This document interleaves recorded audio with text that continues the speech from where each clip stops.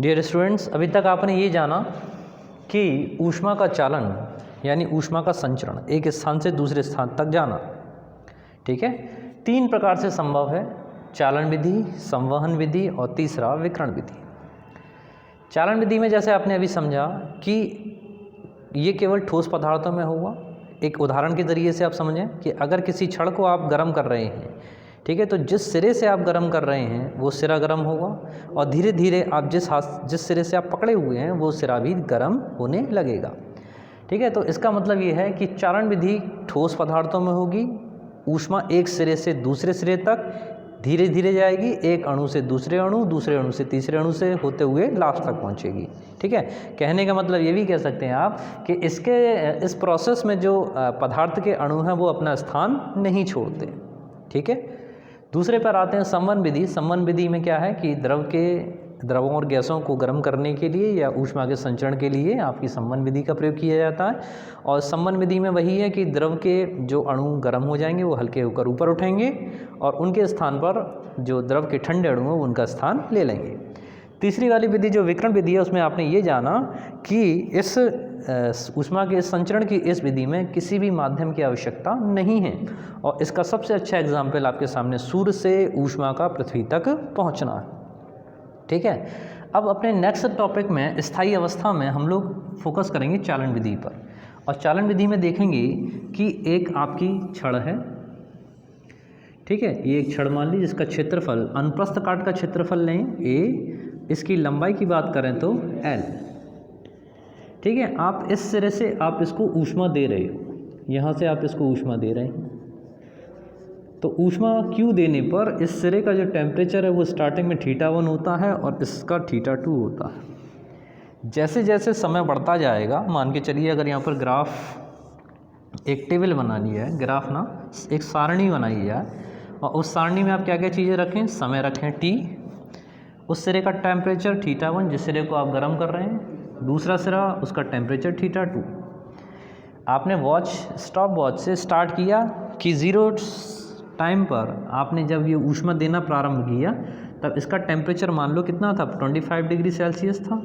इस सिरे का टेम्परेचर मान लीजिए 15 डिग्री सेल्सियस था, ठीक है। आपको ऊष्मा देते देते 5 सेकंड हो गए और 5 सेकंड के बाद नॉर्मल है कि अब उसका टेम्परेचर 25 से बढ़कर कुछ अधिक हो जाएगा।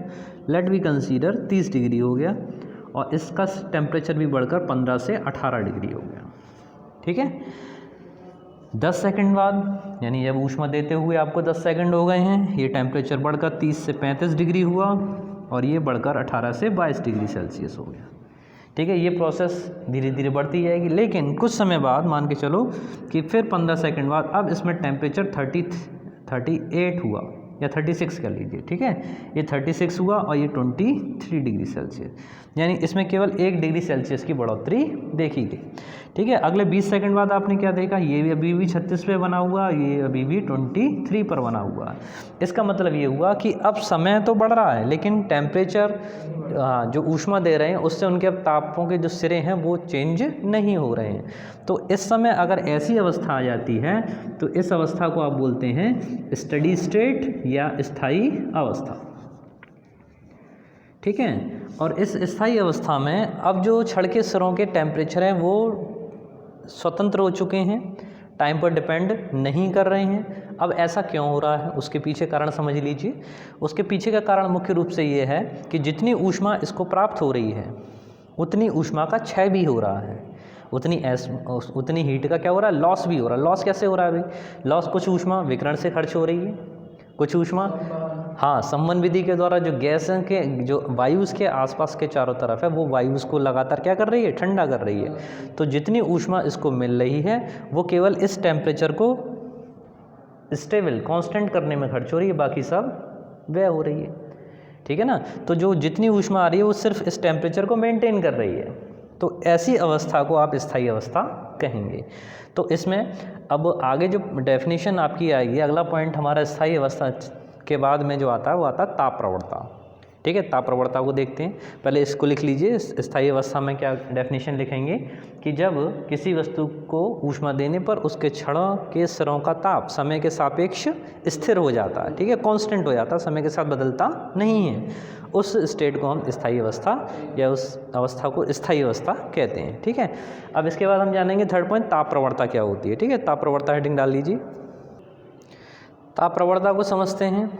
ताप प्रवणता में क्या है, आपने इससे पहले वेग प्रवणता पढ़ा था, ठीक है, जब हमने शांत आपको पढ़ाया था उसमें वेग प्रवणता में क्या था कि दूरी के सापेक्ष वेग में होने वाला परिवर्तन। तो यहाँ पर अगर आप देखें, आप इस सिरे से इस सिरे की ओर चलें तो क्या होगा, दूरी जैसे जैसे इधर से आप इस तरफ आएंगे तो टेम्परेचर इसका कम होता जाएगा। अपोजिट अगर यहाँ से इस तरफ चलते हैं तो टेम्परेचर बढ़ता जाएगा। इसका मतलब ये है कि दूरी के सापेक्ष क्या हो रहा है, ताप में परिवर्तन हो रहा है। किस स्टेट में, स्थायी अवस्था में। तो आप इसमें परिभाषा लिखेंगे, स्थायी अवस्था में किसी वस्तु के भीतर दूरी के सापेक्ष ताप में होने वाले परिवर्तन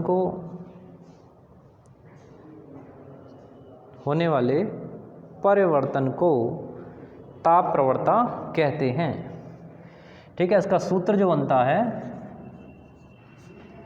ताप प्रवणता इज इक्वल टू, या बराबर लगा दो, minus delta theta upon delta x. Delta theta upon delta x. Minus क्यों लगाया, क्योंकि दूरी के व्युत्क्रम चल रहा है। ठीक है, आप इस तरफ आओगे तो घटेगा, इस तरफ जाओगे तो ये बढ़ेगा। मात्रक क्या हो जाएगा इसका, मात्रक टेम्परेचर है डिग्री सेल्सियस और दूरी है तो नीचे मीटर, डिग्री सेल्सियस प्रति मीटर, ये इसका मात्रक हो गया। ठीक है,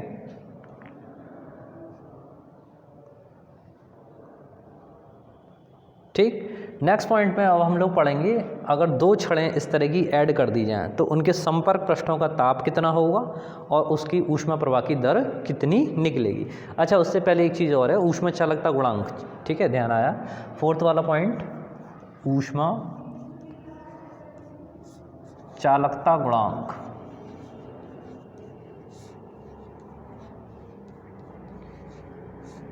ऊष्मा चालकता गुणांक, इसी पर फोकस करते हैं।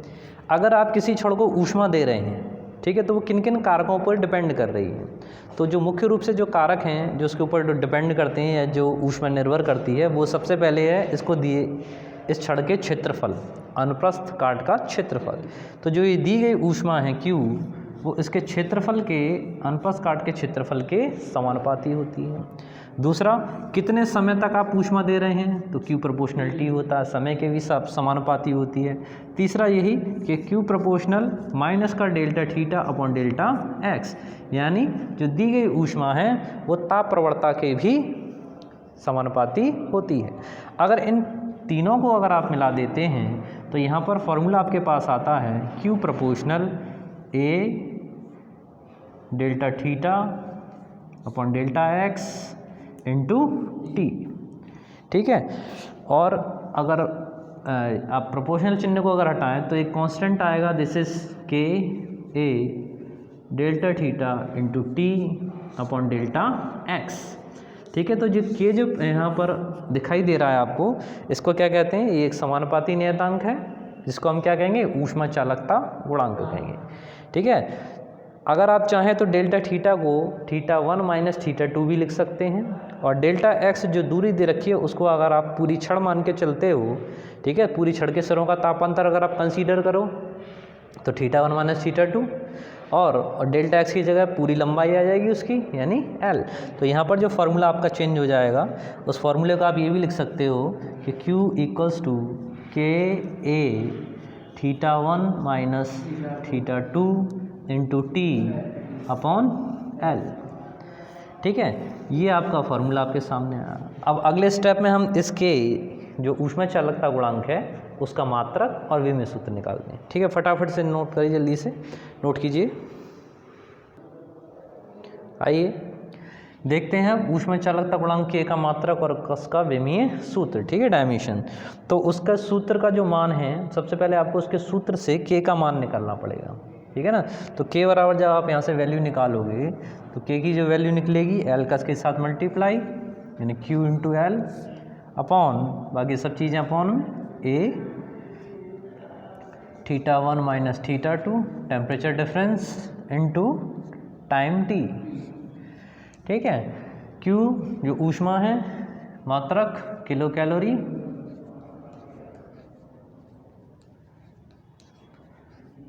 कैलोरी हुआ, लंबाई का मात्रक मीटर अपॉन ये क्षेत्रफल आया ए इसका मीटर स्क्वायर, टेम्परेचर की जगह आप ले लीजिए केल्विन या डिग्री सेल्सियस लेना चाहें तो डिग्री सेल्सियस लिख सकते हैं और समय के लिए सेकंड। ठीक है, इस मीटर से 1 मीटर कैंसिल हो जाएगा तो सिर्फ बचेगा आपके पास kilo calorie upon metre into kelvin into second. अब डायमेंशंस देख लेते हैं विमेय सूत्र में।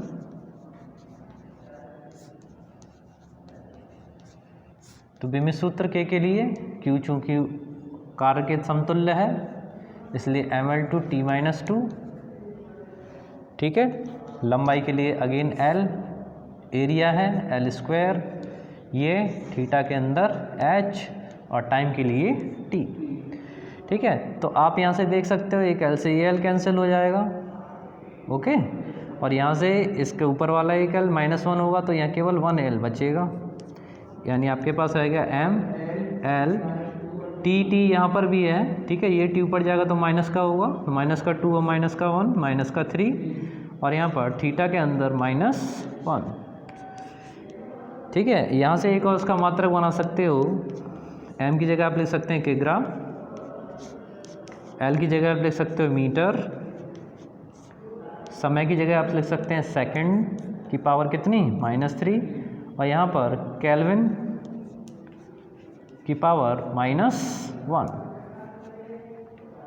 ठीक है, इस तरह से हमने इसका दो तो उसके मात्रक हो गए और इसका विमेय सूत्र। ठीक है, अब इसके बाद नेक्स्ट वाले पॉइंट पे यानी पॉइंट 6 में हम लोग स्टडी करेंगे इसको, अगर 2 या 2 से अधिक छड़ों को आपस में जोड़ दिया जाए तो उनके संपर्क पृष्ठों का ताप कितना होता है। ठीक है, आइए देखिए, तब तक नोट कीजिए।